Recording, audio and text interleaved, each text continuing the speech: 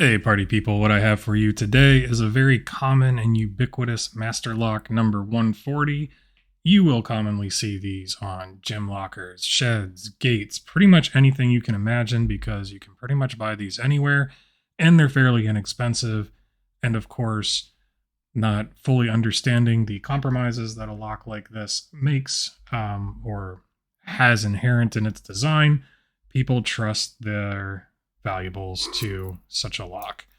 So we're just going to kind of showcase really why this is a horrible option for pretty much anything you can possibly think of to use it for.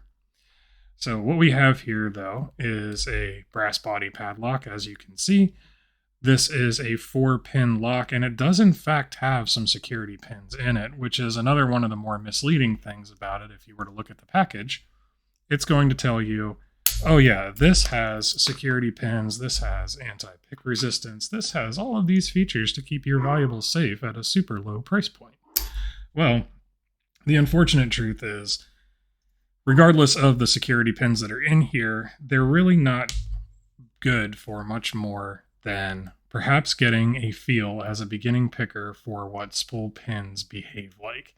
And for that, that's about the only recommendation that I could actually make for the use of this lock. If you're a beginning picker and you kind of want to get into the hobby, this is a great one to start with because not only does it have those security pins that you can get used to, but it also embodies pretty much every flaw you could try to exploit in a lock. Now, another note about those spool pins, single pin picking is probably the least efficient way into this lock because despite the fact that it does have a couple spool pins, that absolutely does not prevent you from raking the lock open, as you just saw me do right there.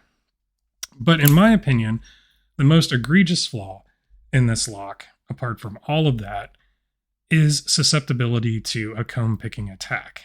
And what this is the ability to use a tool like this to simply reach in, much like the key, and open the lock up. Now, how does something like that work?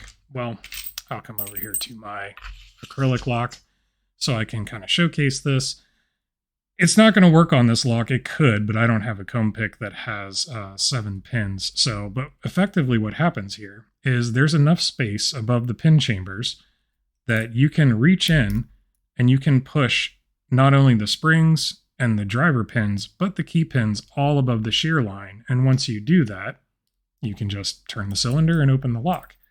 And to me, this is probably the least forgivable flaw for this lock to have, not only because it's an exploit that's been around and known of for a very long time, but in a scenario, let's say this is on a gym locker or a shed, anybody can walk up with one of these tools and unless somebody's really scrutinizing what they're doing, there's not a whole lot that makes this look much different from sticking a key in the lock. Of course, as I demonstrate this is where it all goes wrong. Not a whole lot that makes this look different from just using a standard key, and it's about as fast.